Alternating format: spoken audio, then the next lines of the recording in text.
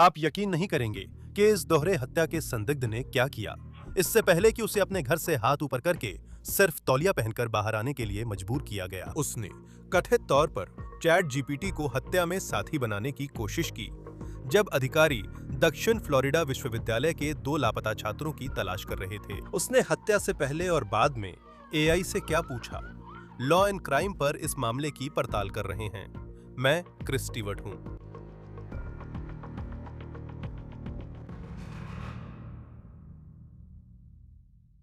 अरे दोस्तों, जल्दी से मैं आपको इस ऐप के बारे में बताना चाहता हूं। इसका नाम अपसाइड है। यह आपको रोजमर्रा की खरीदारी जैसे पेट्रोल, किराना और टेकआउट पर कैशबैक देता है। तो आपको क्या करना है? बहुत आसान है। अपसाइड डाउनलोड करें। यह फ्री है। उनके 1 लाख से ज्यादा लोकेशनों में से किसी एक पर ऑफर क्लेम करें। फिर आप अपनी कार्ड से वैसे ही पेमेंट करें जैसे आमतौर पर करते हैं। खरीदारी को वेरीफाई करें और आपको पैसे वापस मिलेंगे। मैंने इसका इस्तेमाल तब किया है जब मैं पेट्रोल भरवाता हूं या कभी-कभी रात को टेकआउट करता हूं। बस अपसाइड पर ऑफर खोज लेता हूं। फिर जब मैं खर्च करता हूं तो पैसे मेरे ऐप में आ जाते हैं। फिर मैं उन्हें सीधे अपने बैंक में ट्रांसफर कर देता हूं। बस इतना ही। अपसाइड के नियमित उपयोगकर्ता औसतन साल में $254 वापस कमाते हैं। कैशबैक शुरू करने के लिए डिस्क्रिप्शन के लिंक पर क्लिक करें या क्यूआर कोड स्कैन करें और प्रोमो कोड OTC से पहली टंकी पेट्रोल पर हर गैलन 25 सेंट बोनस पाएं। लापता यूएसएफ छात्रों का मामला, जिसे राष्ट्रीय स्तर पर ध्यान मिला, दुखद रूप से खत्म हुआ। टैंपा पुलिस ने बताया कि दोनों की मौत हो गई है और संदिग्ध उनकी हिरासत में है। क्या यहाँ हाशिम अबू घरबी है? वे मौजूद हैं और एक तरफ खड़े हैं। बहुत बढ़िया, धन्यवाद। ये वही संदिग्ध हिशाम अबू घरबी है जो पहली बार हिल्सबोरो काउंटी अदालत में पेश हो रहा है। अब उस पर हत्या का आरोप है, एक प्रेमी और प्रेमिका, जामिल लेमोन और नाहिदा ब्रिस्टी की। जामिल और नाहिदा टाम्पा में यूएसएफ के छात्र थे। पुलिस के अनुसार उनकी हत्या पूर्व नियोजित थी और वो चैट जीपीटी से कथित तौर पर पूछे गए सवाल ये साफ सबूत हो सकते हैं कि ये एक योजना थी जिसे संदिग्ध ने कथित तौर पर अमल में लाया। उन संदेशों से पहले मैं बताना चाहता हूं कि हम यहां कैसे पहुंचे। जामिल और नाहिदा, जो शुक्रवार 17 अप्रैल को लापता हुए थे। नाहिदा को संगीत बहुत पसंद था। वे बांग्लादेश से थीं और केमिकल इंजीनियरिंग में ग्रेजुएट डिग्री के लिए मेहनत कर रही थीं। जामिल भी बांग्लादेश से थे और नाहिदा को डेट कर रहे थे। वे यूएसएफ में भूगोल, पर्यावरण विज्ञान व नीति पढ़ रहे थे। सोचिए, दोनों दुनिया के दूसरे छोर से सफर करके टैंपा पहुंचे ताकि अमेरिकी कॉलेज डिग्री के लिए मेहनत कर सकें। दोनों को आखिरी बार गुरुवार 16 अप्रैल को देखा गया था, उनकी गुमशुदगी दर्ज होने से एक दिन पहले। पुलिस के अनुसार उनके पास कैंपस में दोनों का निगरानी वीडियो है। अब हमारे पास अदालत के रिकॉर्ड हैं, जिनमें कानून प्रवर्तन के अनुसार ऐसे खास विवरण हैं जो हाशिम अबू घरबी को कथित तौर पर जिम्मेदार साबित करते हैं। तो आइए जानते हैं कि हम क्या सीख रहे हैं और पुलिस ने किस अनोखे तरीके से उसे ढूंढ निकाला। मैं शुरुआत करना चाहता हूं उस समय से जब इस जोड़े की गुमशुदगी की पहली रिपोर्ट 17 तारीख को दर्ज कराई गई थी। उनके एक दोस्त ने यूएसएफ पुलिस को फोन किया और बताया कि पिछली सुबह करीब 10 बजे के बाद से नाहिदा से उसकी कोई बात नहीं हुई थी। दोस्त ने यह भी बताया कि उसने उसके बॉयफ्रेंड को भी कॉल करने की कोशिश की, लेकिन उसका फोन भी बंद था। नाहिदा का फोन भी बंद था। यह सब बहुत अजीब था।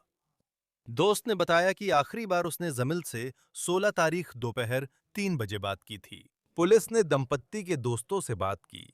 सभी ने बताया कि 16 तारीख के बाद उनका कोई संपर्क नहीं हुआ। जांच में पुलिस जमिल के उस अपार्टमेंट गई जिसे वो 2 लोगों के साथ साझा करता था। वे सिर्फ साझा जगह का इस्तेमाल करते थे, जबकि सबका अपना बेडरूम और बाथरूम था। आप दूसरों को तभी देखते थे जब वे साझा जगह में आते थे। पुलिस ने बताया कि जमिल का बेडरूम बंद था, हालांकि उसकी स्कूटर अभी भी वहीं थी। और यह अजीब था क्योंकि आमतौर पर वो कहीं भी जाने के लिए अपनी स्कूटर का इस्तेमाल करता था। पुलिस ने उसके फोन कॉल्स की भी जांच की और पाया कि उसने 16 तारीख को नाहिदा से फोन पर बात की थी, जिस दिन उन्हें आखिरी बार देखा गया था, दोपहर करीब 12:41 बजे। उस दिन उनके बीच कई कॉल्स हुई। आखिरी कॉल 3 बजे से पहले थी। फिर पुलिस ने जमिल के दोनों रूममेट से पूछताछ की। पहले रूममेट ने बताया कि उन्होंने जमिल को 15 तारीख बुधवार को रात का खाना बनाते देखा था। दूसरे रूममेट ने कहा कि उसे नहीं पता जमिल या नाहिदा कहां है, लेकिन पुलिस ने कहा कि उस रूममेट के बारे में एक बात थी जो उन्हें अलग सी लगी, और वो थी उसके छोटी उंगली पर बंधी पट्टी। रूममेट ने कहा कि उसने प्याज काटते समय अपनी उंगली काट ली थी, इसलिए पट्टी बांधी थी, लेकिन कहानी में कुछ और भी था जो छुपा हुआ लग रहा था। उस रूममेट को बात के लिए फिर पुलिस स्टेशन लाया गया। उसका नाम हिशाम अबू घरबी था। अब पुलिस ने पूछताछ के दौरान हिशाम की छोटी उंगली पर बंधी पट्टी पर टिप्पणी की। संदिग्ध ने वही कहा जो अपार्टमेंट में बताया था कि प्याज काटते समय ऐसा हुआ। लेकिन आगे सवाल क्या होगा? पुलिस ने पूछा, प्याज काटते वक्त क्या बना रहे थे? हिशाम को याद नहीं था। क्या ये अजीब नहीं है?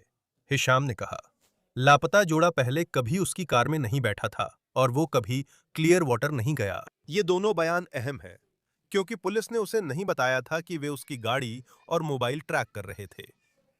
तो जब पुलिस ने हिशाम को यह बताया कि उनके पास ट्रैकिंग डेटा है जिसमें दिखाया गया है कि वो क्लियर वाटर गया था और उस इलाके में जमिल का मोबाइल भी था, तब कहानी बदलने लगी। हिशाम ने कहा कि वो अपने फोन पर मैप ऐप का इस्तेमाल मछली पकड़ने की जगहें देखने के लिए करता है और वो क्लियर वाटर गया था, लेकिन वो सिर्फ मछली पकड़ने की जगहें देखने गया था। पुलिस ने सबूत मांगे तो हिशाम ने बताया कि उसने हिस्ट्री डिलीट कर दी है।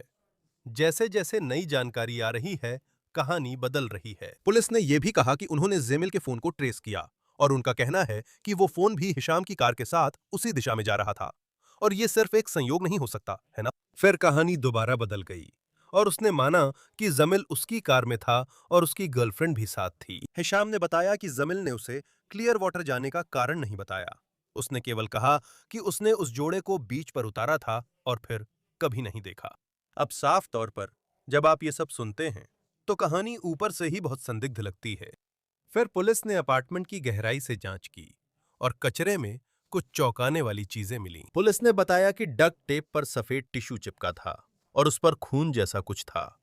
हाशिम ने कचरे में मिली चीजों के बारे में कुछ भी जानने से इनकार किया। पुलिस ने जांच में जमिल के कमरे से साइज 6 के जूते समेत महिला की कुछ चीजें बरामद कीं।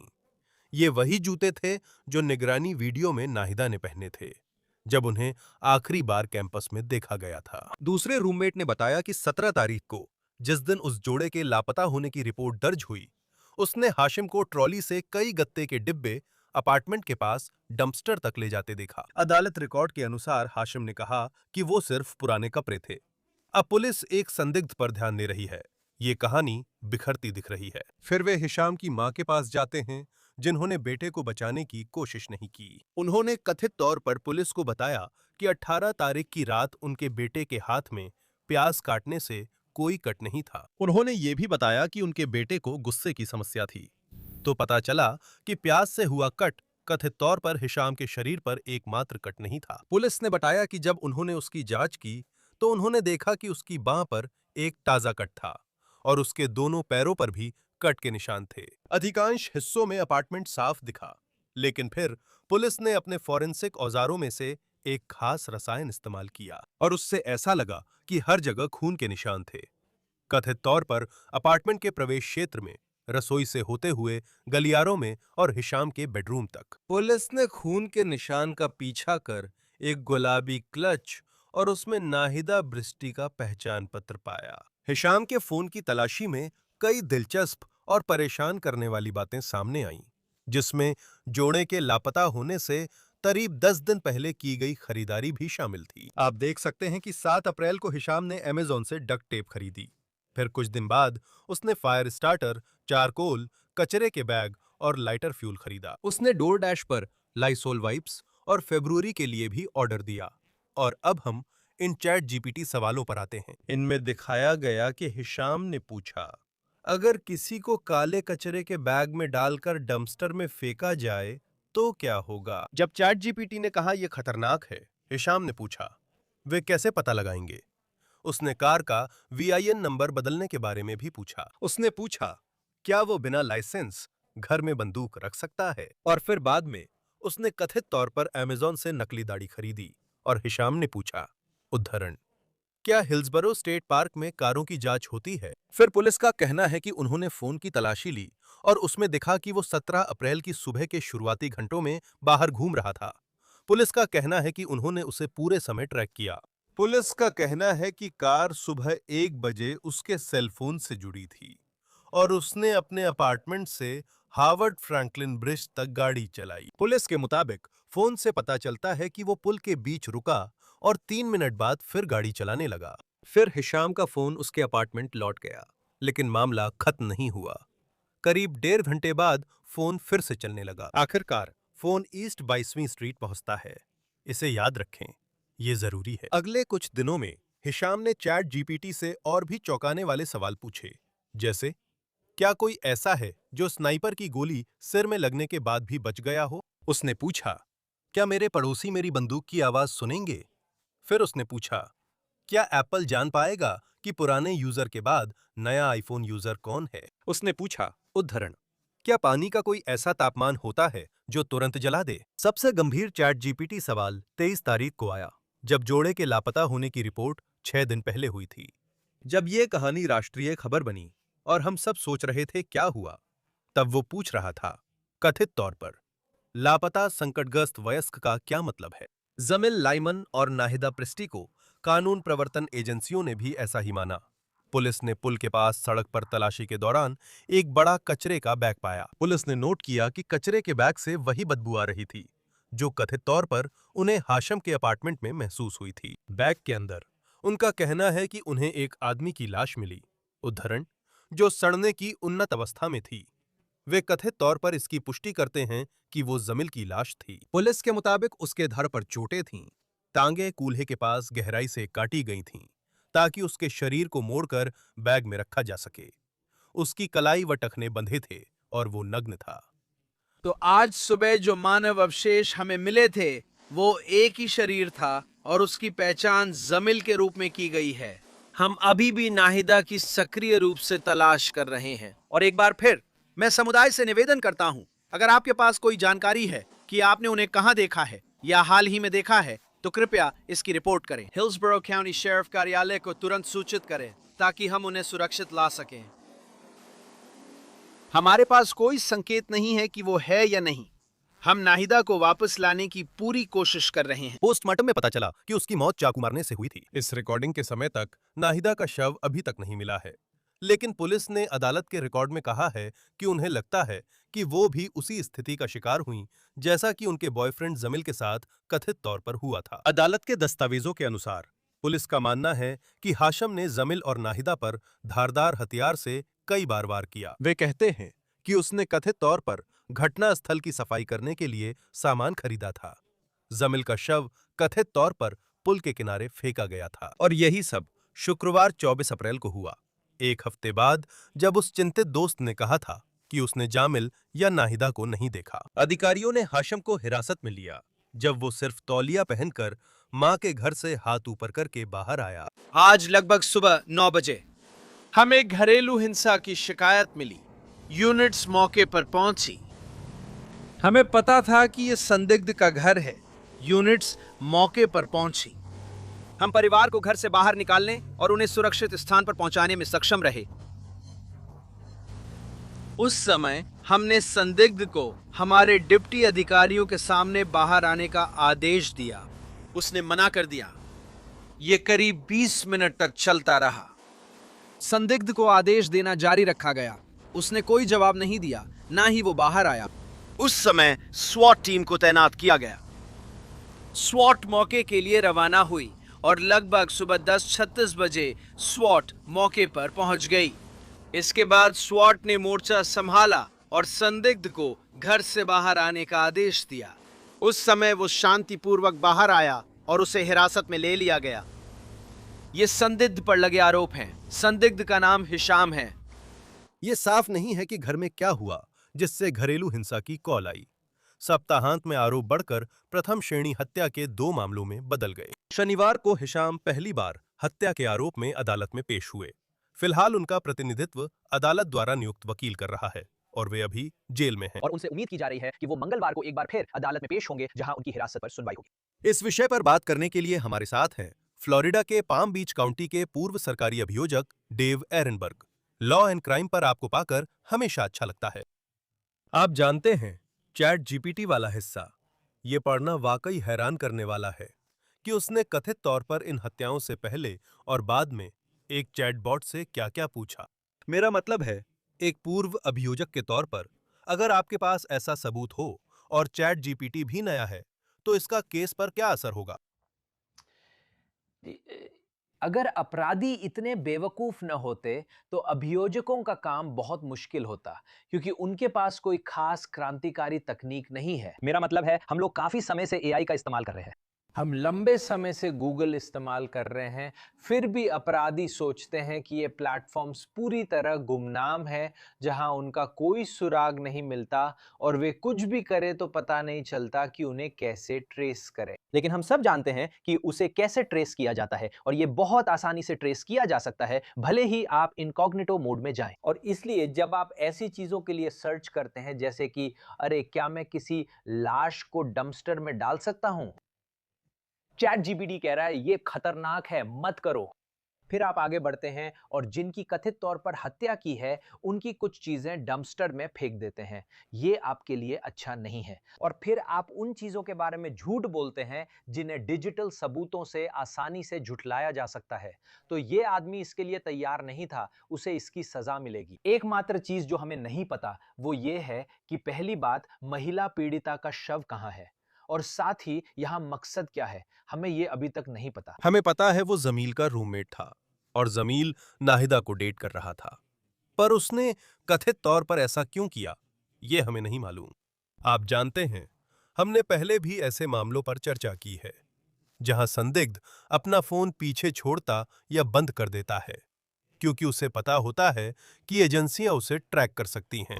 ऐसा लगता है कि इस आदमी को बिल्कुल भी अंदाजा नहीं था कि कानून प्रवर्तन एजेंसियों के पास ऐसा करने की क्षमता होती है। उसने इनकार किया कि उसने उन पीड़ितों को उस दिन देखा था जब वे लापता हुए थे। और फिर जब यह पता चला कि लाइसेंस प्लेट रीडर से पता चला कि उसकी कार क्लियर वाटर में थी, जहां महिला पीड़िता का मोबाइल फोन पिंग कर रहा था, फिर उसने कहा ओ हाँ, दरअसल मैं ही उन्हें लेकर गया था, मैं ही उन्हें लेकर गया था। ओ ठीक है, तो तुम अपनी पहली कहानी से पूरी तरह विरोधाभास कर रहे हो। और फिर उन्होंने उससे पूछा, फिर तुम उस इलाके में क्या कर रहे थे?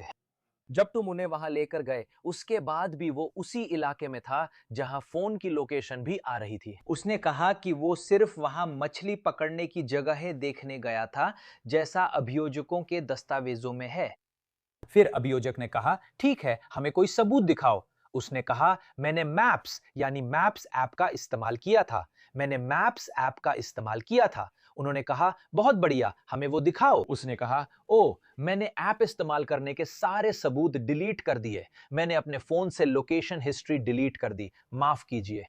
वो आदमी खुद ही अपना काम बिगाड़ रहा है। उसकी छोटी उंगली पर पट्टी थी जो डिफेंसिव घाव लग रहे थे। उसने कहा, मैं प्याज काट रहा था इसलिए हुआ। उन्होंने पूछा, क्या बना रहे थे? मुझे याद नहीं है। मेरा मतलब है, ऐसे कई मौके आए हैं। मुझे लगता है कि जब, और आप जानते हैं, हम पूछताछ का वीडियो देखेंगे, और उम्मीद है कि हम एक दिन इसका भी पूछताछ वीडियो देखेंगे, क्योंकि ऐसा लगता है कि उसकी कहानी बहुत जल्दी बिखर गई थी जब हिल्सबरो काउंटी के शेरिफ के डिप्टी वहां थे। लेकिन आप कितनी बार देखते हैं कि यह पहला सवाल नहीं होता, दूसरा और तीसरा सवाल होता है जिससे कहानी खुलने लगती है। इस मामले में कहानी आसानी से खुल गई। मसलन, तुम प्याज काट रहे थे, उस रात खाने में क्या बना था? वो इसका जवाब नहीं दे पाया।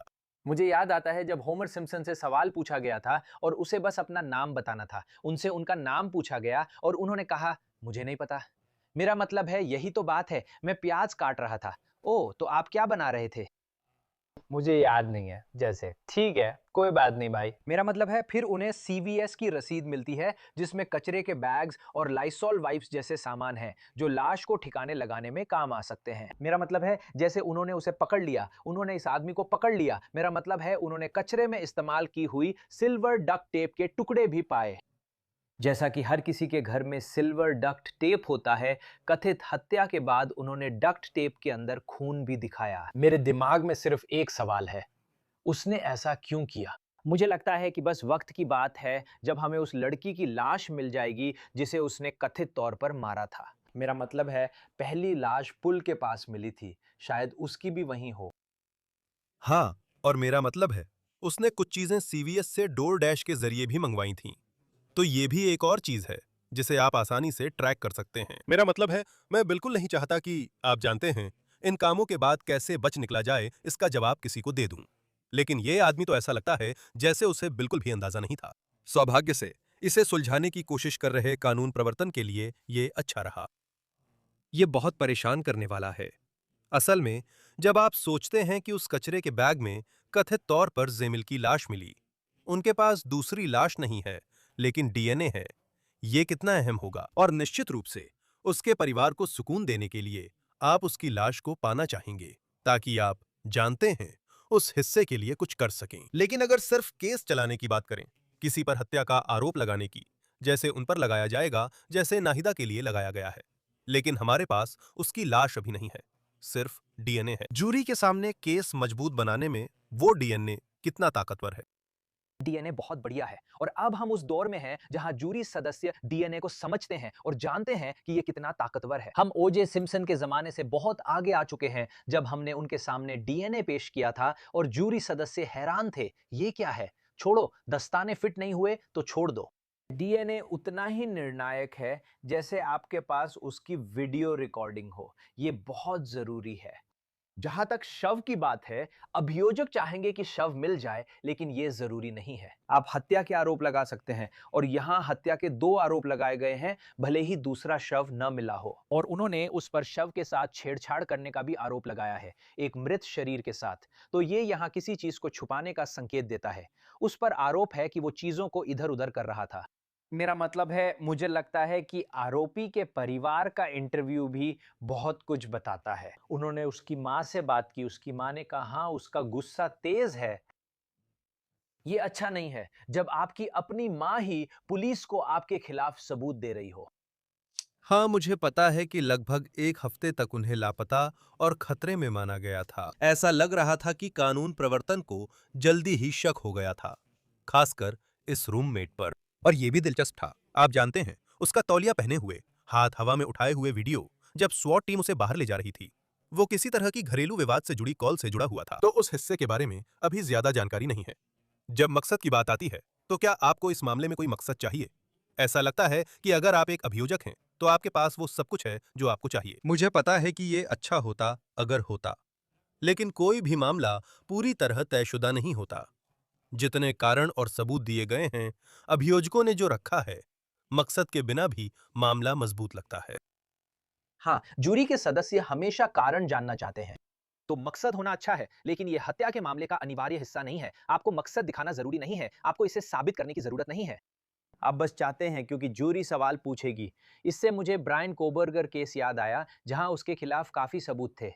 आज तक असली मकसद नहीं पता, बस वो एक अजीब आदमी था जिसे सीरियल किलर्स में दिलचस्पी थी। लेकिन यही वो चीजें हैं जो जूरी सदस्यों को पसंद नहीं आती, ऐसे खुले सवाल जहां उन्हें खुद तय करना पड़े कि उसने ऐसा क्यों किया।